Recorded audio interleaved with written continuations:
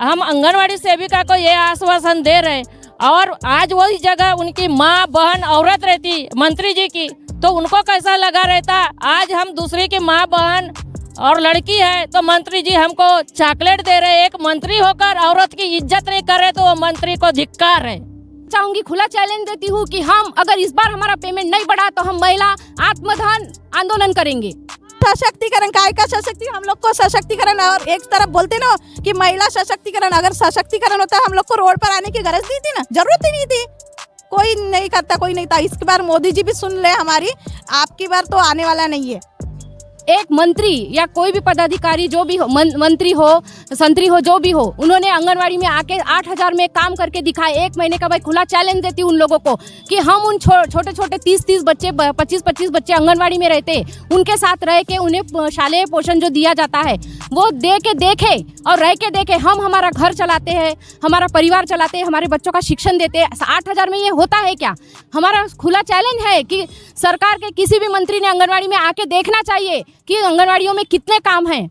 क्या आपने देखा कि अंबानी का आप सुन रहे हैं, इतना बड़ा घोटाला, उसकी जांच होना चाहिए जीपीसी द्वारा, परंतु मोदी सरकार एक बोल नहीं रहा है, कार्यकर्ता कुछ नहीं बोल रहा है।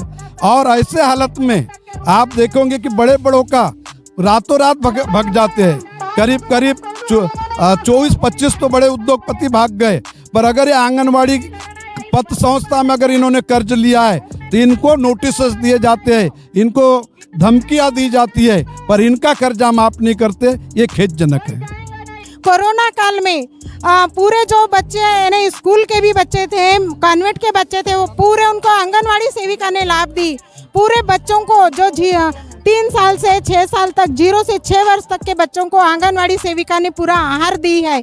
उसका साथियों, जय भीम। मैं हूं पराग महेंद्र, आप देख रहे द थिंग। हम लोग इस वक्त है जिला परिषद कार्यालय गोंदिया में, और आप मेरे पीछे देख सकते हैं कि तमाम महिलाओं का यहाँ पर आप जमावड़ा देखेंगे, और ये तमाम महिलाएं अपने हक अधिकारों के लिए यहाँ पर आई हुई है। इनका मानना है कि जिस प्रकार जो आंगनवाड़ी सेविका है और जिसको सतत वो पूरे कई वर्षों से काम करते आ रहे हैं, कई निःशुल्क तौर पर, या फिर ये भी कहा जाए कि उन्हें उनके समय के हिसाब से, उनके मांगों के हिसाब से उन्हें आय नहीं मिल रही है। इन तमाम मसलों को लेकर यहाँ पर वो एकत्रित हुए हैं, और उनका मानना है कि इनकी तमाम जो हक अधिकार है ये उन्हें मिलना चाहिए। उनकी आय जितनी है, उनके आय के हिसाब से उन्हें हर महीने उन्हें सारी चीज़ें सरकार के माध्यम से मिलनी चाहिए।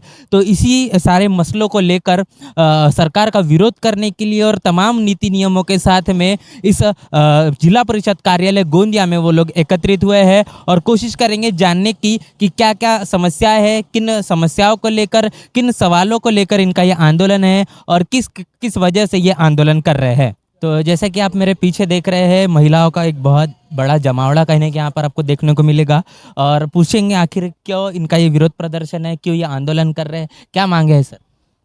महाराष्ट्र राज्य में 2,05,000 आंगनवाड़ी है, और 2,05,000 आंगनवाड़ी, और उसका एक हिस्सा गोंदिया में करीब 3600 सेविका मददनीश मिनी आंगनवाड़ी है। पिछले 2017 में हमने एक बहुत बड़ा आंदोलन किया था, उसके सफलता रूप 1500 रुपये बढ़े थे। तब से आंगनवाड़ी वर्करों का 17 से 1 रुपये भी मानधन नहीं बढ़ा है, और इसलिए हमारा ऐसा हमारा कहना है कि यह जो कुछ मानधन है दुप्पट होना चाहिए। 8,500 का 17,000, वैसे ही मिनी को पूरा वेतन मिलना चाहिए, सेविका को जितना मिलता है उतना, और मददनीश को भी लगभग उतना ही मिलना चाहिए, 15,000 के करीब। इसके लिए आज हम लोगों ने संप किया है, और आज आपने देखा होगा भीड़ ये बताती है कि पूरी आंगनवाड़ी बंद है।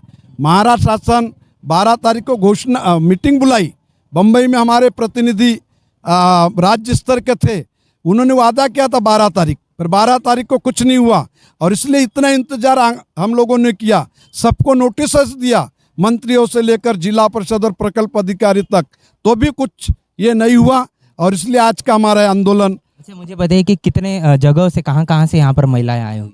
यहाँ पर मैं बताना चाहता हूँ, अति दुर्गम भाग ककोड़ी, चिचगढ़, ये मोरगा अर्जुनी का केसोरी, सालेकस्सा, भरनोरी, सालेकस्सा, ऐसे संपूर्ण जिले के। कितनी महिलाएं हैं यहाँ पर? अभी यहाँ पर 1500 से करीब महिला यहाँ पर हाजिर हुई है। अच्छा, मुझे ये बताइए कि जिस प्रकार पूरे देश के अंदर में महंगाई अपने चरम सीमा पर है और ऐसे में जो मांगे आपकी है या फिर जो मानधन की बात करें, कितना वाजिब लगता है ये मानधन? ये टुटपंजा मानधन है। बढ़ती रोज की महंगाई आप देखो, सिलेंडर कितना हो गया है, सिलेंडर के दाम बढ़े हैं, चावल के दाम बढ़े हैं, कपड़ों के दाम बढ़े हैं, बिजली के दाम बढ़े हैं। बिजली और सिलेंडर में हमारे मददनीश का पगार तो बिजली और सिलेंडर में ही चले जाता है, तो आखिर खाएगी क्या? इसलिए हमारा कहना है कि इनको 15,000 इनको मिलना चाहिए मददनीश को, 17,000 सेविकाओं को मिलना चाहिए।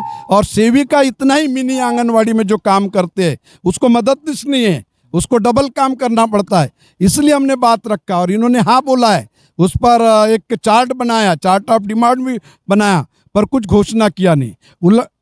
ये मोदी जी कह रहे हैं कि हम तो राशन दे रहे हैं और सारी चीज़ें सस्ता कर रहे हैं, तो क्या समस्या होगा ऐसे में? मोदी जी की जो कुछ राशन योजना है ये 2024 के इलेक्शन को देखते हुए है, इससे इन वर्करों का कोई लाभ नहीं है। ग्रामीण क्षेत्रों में भी एक आदमी 5 किलो में पूरे साल भर तो नहीं खा सकता। और योजना कोई मोदी जी की कोई नई योजना नहीं है, पहले भी रेशन में अनाज मिलता था। इतना ही है कि कुछ पैसे की छूट इन्होंने उस अनाज में दी है, परंतु वो अपर्याप्त है। और इसलिए इस मोदी सरकार को 2024 के चुनाव में all India trade union Congress के महाधिवेशन में और हम सब कृति समिति के लोग मोदी को पराजित करने का काम करेंगे। अच्छा, ये बताइए कि जिस प्रकार ये महिलाएं प्रदर्शन कर रही है, ये तमाम जो समस्याएं हैं, ये कहीं ना कहीं नहीं लगता कि जहां पर एक प्रकार से जितने भी उद्योगपति है उनका कर्जा माफ कर दिया जाता है, लेकिन आपको अपने अधिकारों के लिए संघर्ष करना पड़ा, क्या वजह मानते हैं इसकी? बिल्कुल आप सही कहा है कि आपने देखा कि अंबानी का आप सुन रहे हैं, इतना बड़ा घोटाला, उसकी जांच होना चाहिए जीपीसी द्वारा, परंतु मोदी सरकार एक बोल नहीं रहा है, कार्यकर्ता कुछ नहीं बोल रहा है।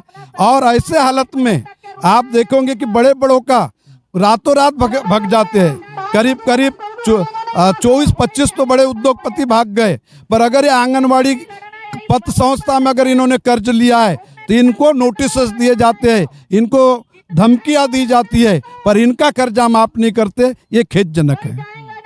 और आपसे कुछ सवाल मैं करना चाहूँगा, क्या समस्याएं हो रही है इस प्रकार के आंदोलन से, या फिर इसके पहले जो आंदोलन किया, क्या आपके जो समस्याएं थी उसका कुछ निवारण हुआ नहीं हुआ? अभी तक तो कुछ निवारण हुआ नहीं है। हमने 2018 से जो मोदी सरकार ने जो बढ़ाया था केंद्र में मानधन, वो अभी से नहीं बढ़ाया अभी तक। और हमारी जब सभी सेविका मददनीश है, बहुत इसमें है, दिक्कत में है कि उनको कैसा घर चलाना है। जो हमारी आंगनवाड़ी सेविका मददनीश कोई है तो विधवा है, किसके मास्टर ने छोड़ा है उसको, तो इन लोगों को मानधन है ना, टुटपंज में उनका परिवार नहीं होता, उनका बच्चे को पढ़ाई नहीं होती, वो घर संभालना नहीं होता, तो पूरा 24 तास, मैंने बोले 24 तास काम करती है आंगनवाड़ी सेविका। डिलीवरी है उसकी, माता का संगोपन करना है, बच्चे का वेट लेना है, वजन लेना है, वो सब वो करती है। मगर शासन इनके तरफ पूरा काम करती है तो भी इसको पार्ट टाइम काम करते बोलते हैं, तो ये दिक्कतजनक बात है, ये हमें पसंद नहीं है। हम डॉक्टर, हमका माना है कि हमारा पूरा काम करते हैं तो हमें बेसिक लगा दो, बेसिक के पगार पे दे दो। उज्ज्वला योजना के माध्यम से और तमाम तरीके की योजना जो मोदी सरकार ने चलाई, इसमें उन्होंने कहा कि हमने महिलाओं का सम्मान किया है, महिलाओं को मान सम्मान दिया है, क्या लगता है इनकी ये बात कितनी सच साबित हुई है? ये देखो, उज्ज्वला योजना का लाभ उन्होंने दिया बाकी के लोगों को, जो मान सम्मान लोगों को दिया, मगर अभी जो सिलेंडर का भाव है वो 1200 तक गया, तो कैसे भर सकते हो? वो तो अभी चूल्हे पे खाना पकाते हैं क्योंकि उनको भरना नहीं आता। फिलहाल में कितना मानधन है? अभी फिलहाल में 8,400, 500 और मददनीश को 450 है। इसके पहले कितना था? इतने इसके पहले उनको 2,000 था, अभी 4,000 4,500 था, 4,500 से 6,000 होगा, 6 से 8,500। तो वो अभी हमारा मानना है कि हमें पूरा दे दो, बेसिक लगा दो, जो बाकी के कर्मचारी जैसा हमने काम करते हैं बाकी के कर्मचारी वैसा हमारे कर्मचारी में मान सम्मान से कर्मचारी लगा दो। नहीं करते हो तो तब तक हमारा 17,000 तो मानधन बढ़ा दो। और मिनी आंगनवाड़ी सेविका है, उनको अभी वो आंगनवाड़ी में काम करती है, उनको हेल्पर नहीं है तो उनको हेल्पर दो, नहीं तो उनका प्रमोशन करके बड़ी आंगनवाड़ी करके उसे बड़ी आंगनवाड़ी रूपांतर कर दो। यहाँ पर लगातार महिलाएं अपनी बात रखना चाहती, बातचीत करना चाहती, जिस प्रकार वो सतत यहाँ पर आंदोलन के में डटी हुई है। तकरीबन 10 बजे आंदोलन शुरू हुआ था, अभी तकरीबन 2 बजने में आए हैं और शाम तक के ये आंदोलन इस प्रकार चलता रहेगा। क्या बताएंगे, क्या मांगे आप? हमारी मांग है देश की, यानी देश का जो पाया है वो आंगनवाड़ी सेविका है। किशोरवयीन लड़कियों से आज का जन्मा हुआ बच्चे से 6 साल तक के बच्चे की जो सेवा है आंगनवाड़ी सेविका देती है, और वो देश का जो पाया बनाती है उसी को उसका यानी उधर निर्वाह होने लायक उसको मानधन नहीं मिलता, तो उनको वेतन मानधन नहीं चाहिए, वेतन श्रेणी होना चाहिए, और मानधन लागू होते तक के कम से कम 21,000 मानधन होना चाहिए। और उनको मेडिकल की कोई सुविधा नहीं है, मेडिकल लीव मिलना चाहिए, मेडिकल की सुविधा मिलना चाहिए। और जो आंगनवाड़ी सेविका मददनीश रिटायर हुई है उनको आज तक के एक रकम नहीं मिली है, वो मिलना चाहिए। और इसके बाद में जो आंगनवाड़ी सेविका मददनीश रिटायर होंगी उनको यानी निम्मे जितना उनका मानधन है उसका निम्मे उनको पेंशन हर महीने मिलना चाहिए। और उनको आजार यानी जिनको मेडिकल की लीव है, मेडिकल की उनको दवाइयों का जो खर्चा पानी वो मिलना चाहिए, क्योंकि कई आंगनवाड़ी सेविकाओं का जीवन आंगनवाड़ी के ही भरोसे है। जितनी अभी आंगनवाड़ी सेविका मददनीश रिटायर हुई है उनके बहुत बुरे हाल है, वो अपनी मोल मजूरी करके अपनी ज़िंदगी कर रहे हैं, कोई भीख मांग रहे हैं। ऐसी गरीब स्थिति आंगनवाड़ी सेविकाओं की, इसलिए सरकार ने आंगनवाड़ी सेविकाओं के तरफ ध्यान दे के उनको वेतन श्रेणी लागू करें, वेतन श्रेणी लागू होते तक 21,000 मानधन करें, उनको मेडिकल की छुट्टी दे, और उनको मेडिकल का यानी पैसा अलाउ करे, और उनको उनाली की छुट्टी और दिवाली की छुट्टी दे। और जब भी आंगनवाड़ी सेविका सुदृढ़ रहेंगी तब उसको देश की न्यूज़ बनाने वाली आंगनवाड़ी। मुझे बताइए, जिस प्रकार जो समस्याएं हैं और जो मांगे आपकी है, क्या कहने के इसको आप प्राइवेटाइजेशन के हिसाब से नहीं देखते कि जिस प्रकार स्कूलें हैं, जो स्कूलें खोली जा रही है, गवर्नमेंट स्कूलों को बंद किया जा रहा है, प्राइवेट स्कूलें खोली जा रही है, इसका असर क्या पड़ रहा है आंगनवाड़ी सेविकाओं पर? कोरोना काल में पूरे जो बच्चे यानी स्कूल के भी बच्चे थे, कॉन्वेंट के बच्चे थे, वो पूरे उनको आंगनवाड़ी सेविका ने लाभ दी। पूरे बच्चों को जो 3 साल से 6 साल तक, 0 से 6 वर्ष तक के बच्चों को आंगनवाड़ी सेविका ने पूरा आहार दी है, उसका कोई बुरा असर नहीं है। ये सरकार लालच देती है उन लोगों को, तुम ऐसा प्राइवेट में पढ़ाओगे तो ऐसा करेंगे वैसा करेंगे, इस वजह से लोग बहक रहे हैं। तो ये ध्यान रखें कि आंगनवाड़ी सेविकाओं पे पूरा ध्यान रखें, और उनका मानधन, उनका वेतन जो देश की नींव बना रही है उस आंगनवाड़ी सेविकाओं को सरकार ने मानधन और वेतन देना चाहिए। उनकी हर फैसिलिटीज़ को ध्यान में रखते हुए अगला कदम उठाने चाहिए। जय हिंद, जय भारत। जैसा कि आपने देखा, तमाम महिलाएं अपनी बातचीत यहाँ पर उन्होंने रखी, अपनी समस्याएं रखी, किस प्रकार वो अपनी रोज़मर्रा की ज़िंदगी के साथ में जूझ रही है। और ऐसे में जो आंगनवाड़ी सेविकाएं बहुत बड़े पैमाने पर पूरे भारत के अंदर में है, और ख़ास तौर पर इस गोंदिया के अंदर में ये तमाम जो महिला यहाँ पर प्रदर्शन कर रही है, जितना इनका मानधन होना चाहिए उन मानधन के हिसाब से ये चीज़ें उनके साथ में कई वर्षों से नहीं हो पा रही है। संघर्ष लगातार जारी है।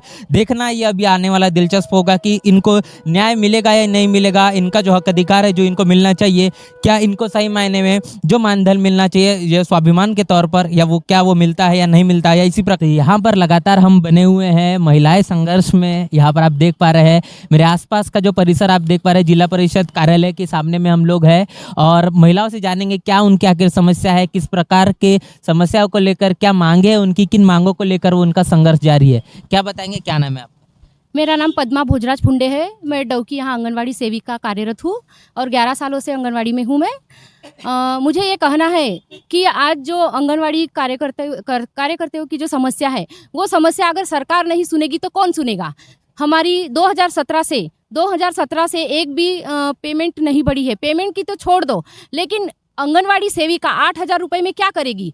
जब हम 10 बजे से लेकर 3 या 4 बज जाते हैं, आंगनवाड़ी में रहते हैं, छोटे छोटे बच्चों का पालन पोषण कर रहे हैं वहाँ पर, हाँ, कुपोषण कम करने का काम कर रहे हैं, उनको सेवाएं दे रहे हैं। इतनी सेवा अगर 8,500 में पूरी होती होगी तो मैं ये कहना चाहूँगी सरकार से कि वो एक मंत्री या कोई भी पदाधिकारी जो भी हो, मंत्री हो, संतरी हो, जो भी हो, उन्होंने आंगनवाड़ी में आके 8,000 में काम करके दिखाए। 1 महीने का भाई खुला चैलेंज देती उन लोगों को कि हम उन छोटे छोटे 30 बच्चे, 25 बच्चे आंगनवाड़ी में रहते, उनके साथ रह के उन्हें शालेय पोषण जो दिया जाता है वो दे के देखे और रह के देखे। हम हमारा घर चलाते हैं, हमारा परिवार चलाते हैं, हमारे बच्चों का शिक्षण देते हैं। 8,000 में ये होता है क्या? हमारा खुला चैलेंज है कि सरकार के किसी भी मंत्री ने आंगनवाड़ी में आके देखना चाहिए कि आंगनवाड़ियों में कितने काम हैं। हाँ सेवा दी जाती है। गर्भवती माता, स्तनदा माता, किशोरवयीन मुली, गाव के 18 से 45 वयोगटच्या ज्या मुली असतात, स्त्रिया असतात, हाँ महिला असतात, त्यांना पण आम्ही सेवा देतो। मला थोड़ी हिंदी मुझे ये बताइए कि ये भी बोला जाता है कि जो आंगनवाड़ी सेविका है वो किसी भी प्रकार का कोई काम नहीं होता या फिर बहुत लोग ये भी बोलते हैं कि आंगनवाड़ी सेविकाएं जो है या फिर आंगनवाड़ी के अंदर में सिर्फ खिचड़ी खिलाने का काम चलता है। कितना सहमत है इस बात से?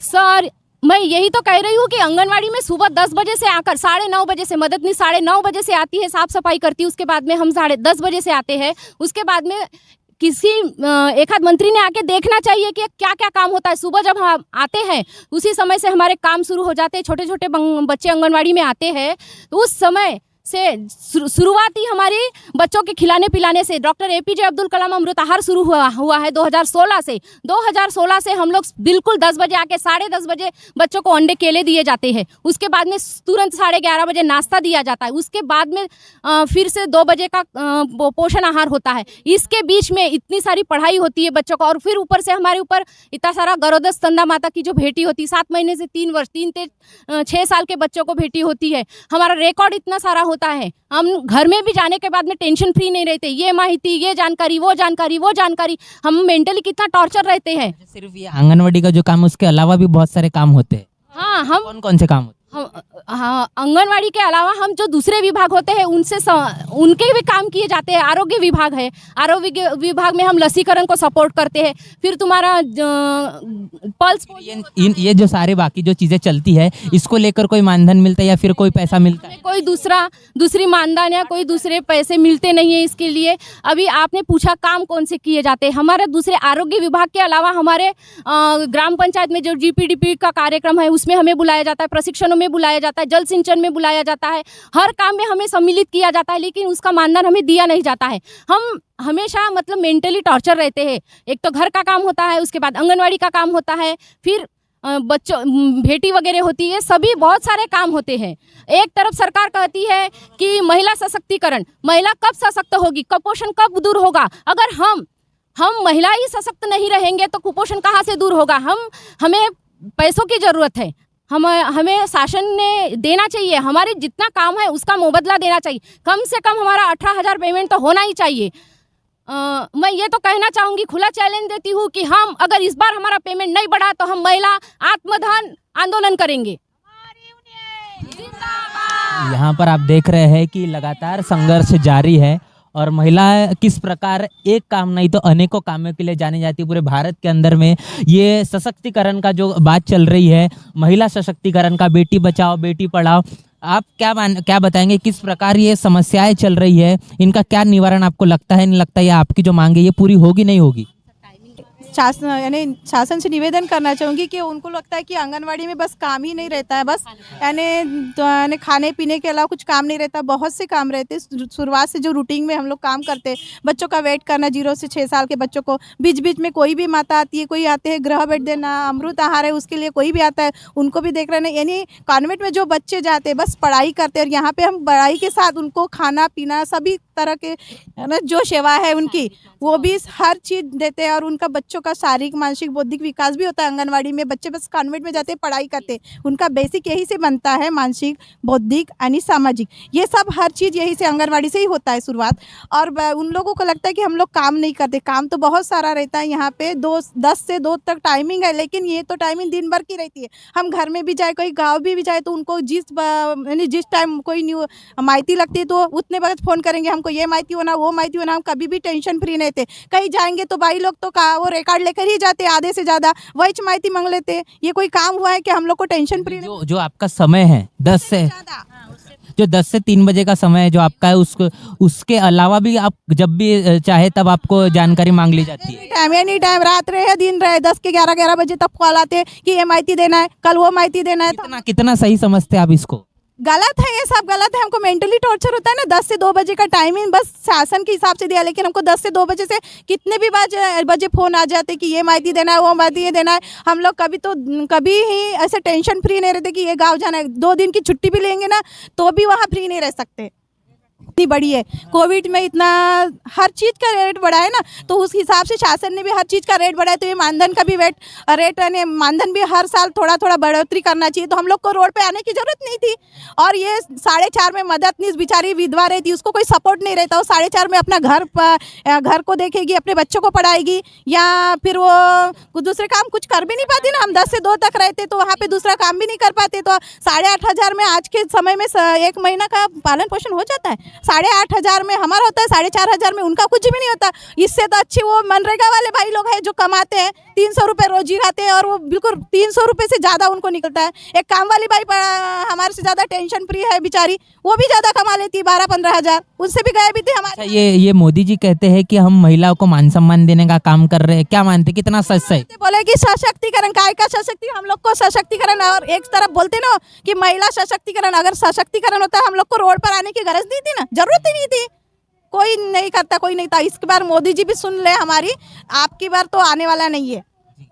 तो यहाँ पर हम लोग तो डटे हुए हैं और समस्याएं लगातार काफ़ी सारी है, और कुछ समस्याओं को लेकर हम यहाँ पर बातचीत करेंगे, क्योंकि समस्या इतनी है। मुद्दा यह है कि इनका निवारण कितना होगा या नहीं होगा, या इसी प्रकार लगातार हमारी जो महिला है इनको मजबूरन सड़कों पर आना पड़ेगा अपने अधिकारों को लेकर। आप समझ रहे हैं कि पूरी ईमानदारी से अपना काम करने के बावजूद भी अपनी ही मांगों को लेकर सड़कों पर आना, उसके बावजूद भी ऐसे देश के अंदर में धन्ना सेठ है जिनके कर्जे को माफ़ कर दिया जाता है और अपने अधिकार के पैसों के लिए भी उन्हें संघर्ष करना पड़ रहा है। और क्या क्या समस्या है बताइए। हाँ, और ऐसा है भैया, देखो जैसे आंगनवाड़ी में जो आहार पुराते हैं तो 0.65 पैसे उसका ईंधन बिल है। फेडरेशन का आहार आता है जो शासन देता है बच्चों को, सुबह पहले नाश्ता दो, उन्हीं में से फिर उनके लिए खिचड़ी बनाओ, फिर चना का उसड़ बनाओ। वो एक बच्चे के पीछे 0.65 पैसे आज के ज़माने में चलता है, 8 आने नहीं चल रहा है आपका, और 0.65 पैसे हमको शासन ईंधन बिल दे रहा है एक बच्चे को। तो एक महीने में उसका पेमेंट 100 रुपये या 125 रुपये, 120 रुपये बच्चे के हिसाब से निकलता है। तो ये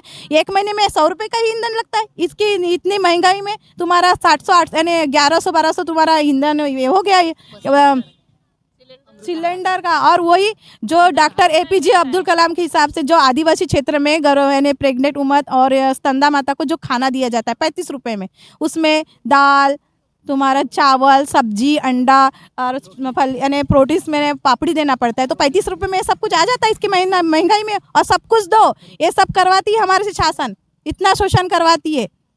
यहाँ पर आप देख रहे हैं कि तमाम बहुजन समाज से आने वाली जो महिलाएं हैं, आपको किस प्रकार यहाँ बहुजन समाज अपने अधिकारों के लिए संघर्ष कर रहा है। ये तमाम महिलाएं SC ST OBC समाज से आती है, और वो जो लोग जो मुख्य धारा के अंदर में कहने के अपने आप को मानते हैं, इसके अंदर में कहने के बहुजन समाज कितना है। ये तमाम आंगनवाड़ी सेविका है, बहुजन समाज से आती है, और लगातार इनको जो समस्याओं का सामना करना पड़ रहा है। आप देख रहे हैं कि इस महंगाई के दौर के अंदर में कितनी जद्दोजहद करनी पड़ रही है। लड़ाई कहने की यहाँ पर आप देख पा रहे हैं, तो अस्तित्व की और जिंदा रहने की कहने की लड़ाई चल रही है। और ऐसे में अपने आप को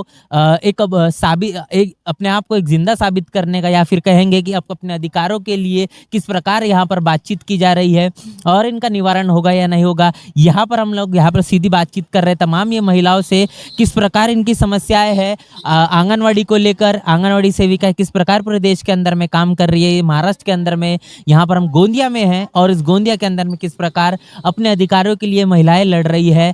बताएंगे कि जिस प्रकार की सरकारें चल रही है, ये क्या सही मायने में चाहती है कि इनकी समस्या का निवारण हो या नहीं हो, या इसी प्रकार के जो समस्याएं बरकरार रखकर इनको मजबूर करना चाहती है, और मजबूरन तमाम गलत एजेंडों को लेकर या फिर सांप्रदायिक एजेंडों के माध्यम से वो वोट को बटोरना चाहती है। क्या बताएंगे कि अगर ये सारी जो समस्या है इनका निवारण अगर नहीं होता है तो क्या आपका अगला पड़ाव रहेगा? बेमुद्दत संप रहेगा हमारा। हम हमारी मांगे लेकर हम यहाँ तो आए हैं और मुंबई तक जाएंगे। अभी ये सब पीछे लेने वाले नहीं है। तो इनका आंदोलन इस प्रकार ही जारी रहेगा। अभी तो हम यहाँ गोंदिया जिला में आए, हमारे प्रकल्प में 7 दिन तक रहेंगे, उसके बाद मुंबई के लिए जाएंगे।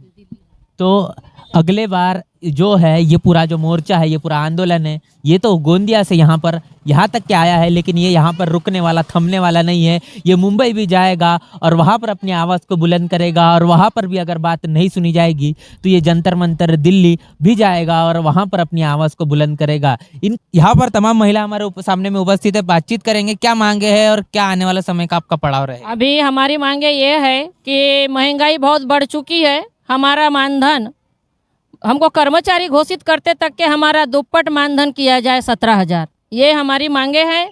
और हमको दीपावली के पहले अपने शिंदे साहब ने बोले थे कि तुम्हारी दिवाली मीठी होएगी, मीठी क्या खट्टी नहीं हुई। और 26 फिर बोले कि हम 26 जनवरी तक के बढ़ाएंगे, 26 जनवरी को भी नहीं बढ़ाए। हम आंगनवाड़ी सेविका को ये आश्वासन दे रहे, और आज वही जगह उनकी माँ बहन औरत रहती मंत्री जी की, तो उनको कैसा लगा रहता।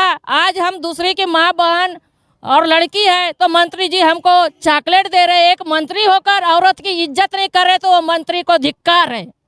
और हमारी आंगनवाड़ी सेविका महिलाएं 8,000 में अपनी कोई विधवा है, कोई कुछ है, अपने परिवार को कैसे पालेंगे। मंत्री को शर्म आनी चाहिए कि आंगनवाड़ी सेविका का कर्मचारी घोषित कर दे तक के दुप्पट मानधन होना चाहिए। इतना शिंदे साहब को और शासन को शर्म आनी चाहिए। आने वाले समय में अगर ये जो आपकी मांगे है या मांगे अगर पूरी नहीं होती है तो क्या आपका अगला पड़ाव? जब तक के हमारी मांगे दुप्पट नहीं होंगी, जब तक के हम संपा पुकारेंगे, जब तक शासन उनको नहीं देगी कुछ जीआर, जब तक के हम हटेंगे नहीं, संपा पे रहेंगे। यहाँ से गोंदिया से और आगे जाएंगे या फिर यह जिला परिषद से हम अपने प्रकल्प पे बैठेंगे और 26 तारीख को हम बॉम्बे के लिए निकलेंगे। हम पूरी सेविका मदद। क्या लगता है आपको, आपकी मांगे पूरी होगी या नहीं होगी?